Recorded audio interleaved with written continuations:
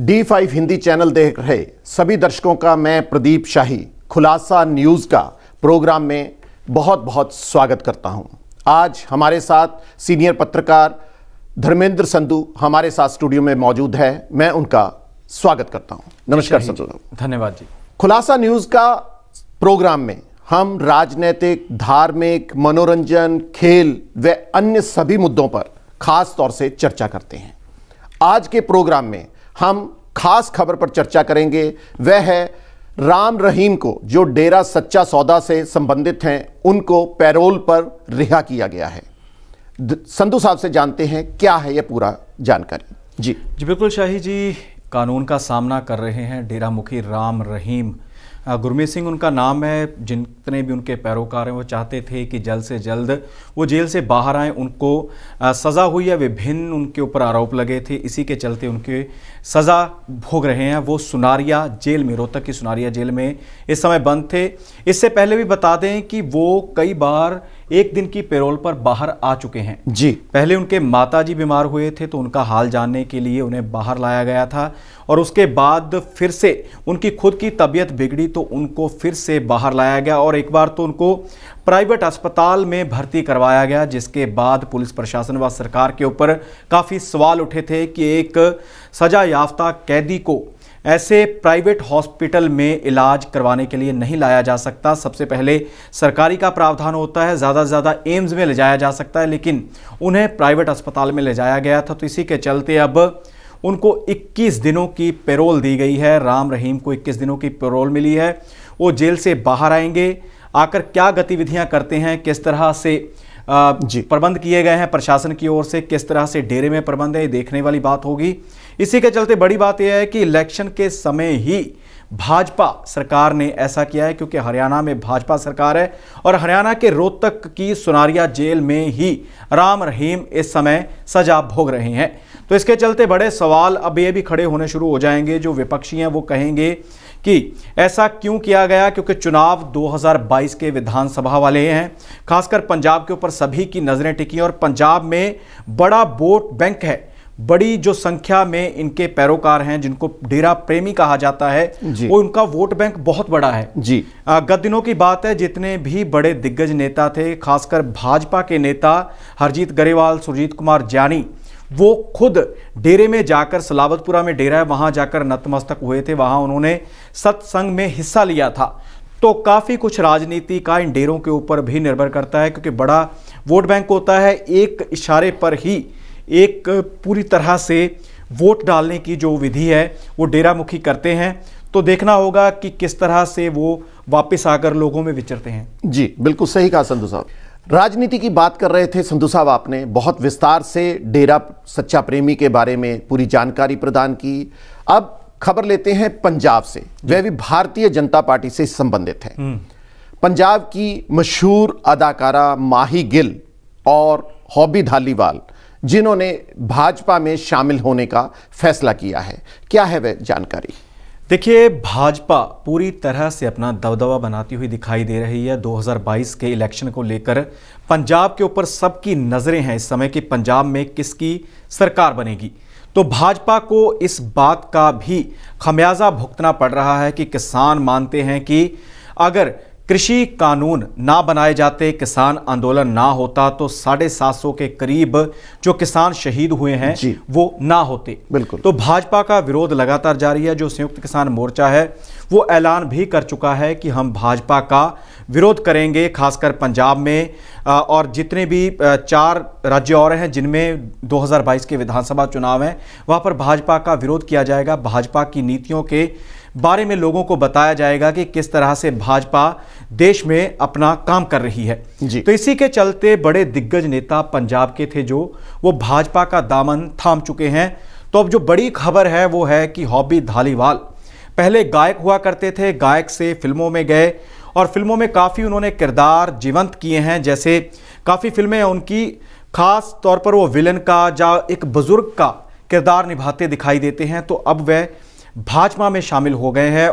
उनके जो स्टार प्रचारक हैं उनकी सूची में भी उनका नाम है। और वहीं माही गिल पंजाब फिल्म इंडस्ट्री के साथ ही बॉलीवुड में भी अपना दमखम दिखा चुकी हैं, तो वो भी भाजपा में जाने की तैयारी में है, भाजपा में जा रही हैं। तो शाही जी, साथ ही बात की जाए कांग्रेस की, तो कांग्रेस की एक नेता थी जिसको हल्का इंचार्ज भी लगाया गया था सुनाम से, दामन थिंद बाजवा, वो भी नाराज नजर आ रही हैं। उन्होंने टिकट मांगी थी, उन्हें था कि मैंने काम किया है, लोगों के बीच में मैं जाती हूं तो टिकट हाईकमान उन्हें ही देगी, लेकिन उनकी टिकट काट दी गई और वो काफ़ी निराश थी। बीते दिनों उन्होंने आज़ाद उम्मीदवार के तौर पर अपने जो नामांकन पत्र है वो भी दाखिल कर दिए थे, लेकिन इसी के चलते अब खबरें यह भी हैं कि आने वाले समय में दामन थिंद बाजवा भी भाजपा का हिस्सा बन जाएंगी। दामन थिंद बाजवा के बारे में बता दें कि काफ़ी एक्टिव हैं, युवा हैं, और जिस तरह से उनका कार्य करने का तरीका है, लोगों को, खासकर युवाओं को साथ जोड़कर रखती हैं, तो अगर वो जाती हैं तो कांग्रेस को बड़ी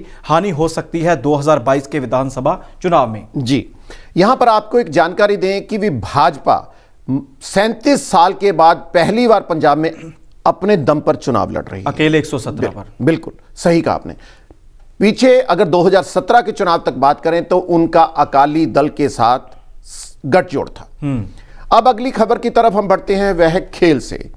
अभी हाल में ही भारतीय क्रिकेट टीम अंडर 19 ने विश्व कप जीतकर 5वीं बार भारत का नाम रोशन किया है। क्या है पूरी जानकारी? जी देखिए शाही जी, हरियाणा की बात आती है तो उसके साथ खेल अपने आप ही जुड़ जाता है। जिस प्रकार से वहाँ के पहलवान हैं, वहाँ के तीरंदाज हैं, वहाँ के निशानेबाज हैं, तो बॉक्सर भी मुख्य रूप से हरियाणा की हैं, जो वर्ल्ड लेवल पर प्रसिद्ध हैं। काफ़ी जो जितने भी प्रतिस्पर्धाएँ होती हैं, जिस तरह से कॉमनवेल्थ गेम्स होती हैं, ओलंपिक्स होती हैं, एशियन गेम्स होती हैं, उनमें अपना दमखम दिखाते हैं और देश के लिए मेडल लेकर ही वापस आते हैं।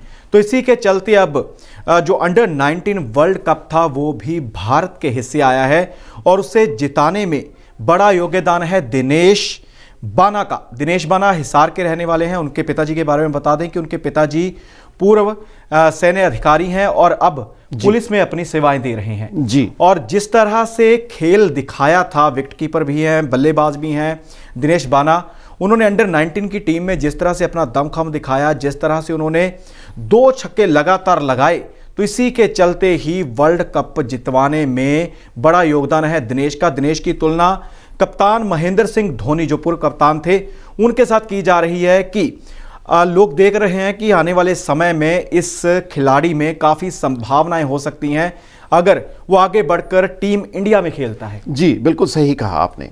अब खबर हम लेते हैं दिल्ली से, बेहद ही खास खबर, जो आपको, जो खाने पीने के शौकीन है, शायद उनके मुंह में पानी भी आ जाए।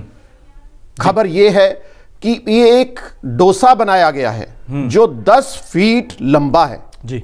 खास बात यह है कि उसको उठाने में भी कई वेटर अपना योगदान देते हैं। क्या है पूरी खबर, संधू साहब से जानते हैं। जी देखिए जी, दिल्ली तो वैसे ही मशहूर है, दिल्ली के पराठे, दिल्ली के भटूरे। आपने अक्सर पंजाब में भी जो रेडियां खड़ी होती हैं उनके ऊपर, आपने फड़ी वालों के ऊपर दिल्ली का नाम ज़रूर देखा होगा कि पहाड़गंज के छोले भटूरे, पहाड़गंज का ये वो।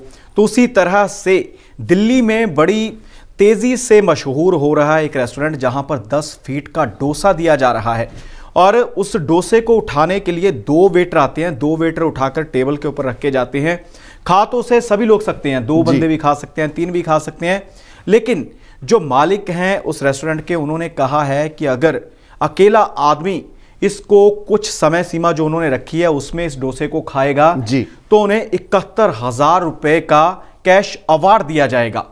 तो लोग अपनी किस्मत आजमाते हैं, लुत्फ भी लेते हैं उसका डोसे का। और वहीं शाही जी, दिल्ली में कनॉट प्लेस है जी, काफी प्रसिद्ध है, साथ ही पालिका बाजार भी है जो अंडरग्राउंड है जी। तो उसी के चलते ही कनॉट प्लेस में भी एक थाली दी जा रही है। थाली का वजन 4 किलो है और आप अंदाजा लगा सकते हैं कि 4 किलो की थाली होगी, उसको उठाता कौन होगा और खाते कितने लोग होंगे। उसको 4 आदमी आराम से बैठकर खा सकते हैं। 4 किलो की थाली है, विभिन्न उसमें व्यंजन दिए जा रहे हैं। तो जो हमारे देश की विभिन्नता है, जिस तरह से हमारा खान पान है, सारी जगह पे प्रसिद्ध है। तड़के वाले मसाले, खाने पीने की जितनी भी चीज़ें हैं वो पूरी दुनिया में प्रसिद्ध है। खास तौर पर जब सैलानी यहाँ पर आते हैं तो वो आकर यही देखते हैं कि क्या खाएं, लोगों को आकर्षित करते हैं। डोसा, जिस तरह से लोग बर्गर खाते हैं या पिज़्ज़ा खाते हैं, तो ये चीज़ें लोगों को ज़्यादा आकर्षित करती हैं। जी बिल्कुल सही कहा। अब खबर लेते हैं गूगल से। गूगल के बिना शायद प्लेटफॉर्म कोई भी पूर्ण नहीं है जी। और गूगल ने अभी हाल में ही अपने लोगों को कुछ परिवर्तित किया है, इसके बारे में जानकारी लेते हैं। देखिए शाही जी, गूगल ने अपना लोगो परिवर्तित किया है, लेकिन इस परिवर्तन को आम व्यक्ति नहीं समझ पाएंगे। थोड़ी सी उसमें चेंजेस की गई हैं, बदलाव किए गए हैं। 8 साल बाद फिर से उस लोगो को बदला गया है। गूगल के काफ़ी जो तिकोन थे उनको ज़्यादा कर्व दे दी गई है और साथ ही मुख्य रूप से बता दें आपको कि सबसे पहले 2008 में गूगल का जो लोगो था वो बदला गया था। उसके बाद 2011 में, 2014 में और 2022 में अब चौथी बार गूगल क्रोम ने अपना लोगो बदल दिया है। जी बिल्कुल। अब हम बेहद खास खबर पर चर्चा करते हैं। वह है कि 2023 में यानी कि अगले साल भारत का डिजिटल रुपया, डिजिटल करेंसी हमारे सामने होगी। इसके बारे में जानकारी लेते हैं संधू साहब से। जी बिल्कुल शाही जी, जब निर्मला सीतारमण है, हमारे वित्त मंत्री हैं, उन्होंने जब बजट पेश किया था 2022 वाला, तो उस समय में उन्होंने संकेत दिए थे, फैसला किया था कि आने वाले समय में संभावनाएं जताई जा रही हैं कि जो डिजिटल करेंसी है वो भारत में लॉन्च कर दी जाएगी और संभावना ये है कि 2023 तक वो करेंसी है डिजिटल वो आ जाएगी। और इसकी खास बात यह रहेगी कि इसको किसी का नुकसान ना हो, सही तरीके से यह चलती रहे, इसके लिए विशेष अंक भी अंकित किए जाएंगे। जिस तरह से नोट के ऊपर अंक होते हैं, एक संख्या की जो श्रृंखला बनी होती है, उसी प्रकार ही इस डिजिटल करेंसी के ऊपर भी कुछ अंक अंकित किए जाएंगे ताकि पहचान रहे किस तरह की करेंसी है। ये आने वाला समय बताएगा। देखना होगा कि कैसे लोगों को भरमा पाती है भाजपा सरकार। जी, ये था हमारा खुलासा न्यूज़ का प्रोग्राम का खास सेगमेंट, जिसमें हमने विभिन्न मुद्दों पर चर्चा की। आने वाले समय में भी लगातार हम आपको इसी तरह से रोमांच से भरी खबरों का आनंद प्रदान करते रहेंगे। मैं संधू साहब का स्टूडियो में पहुंचने पर बहुत बहुत आभार व्यक्त करता हूं। संधू साहब, शाही धन्यवाद। जी, ये था हमारा खुलासा न्यूज़ प्रोग्राम का खास प्रोग्राम। कल फिर मिलेंगे इसी समय आपके साथ।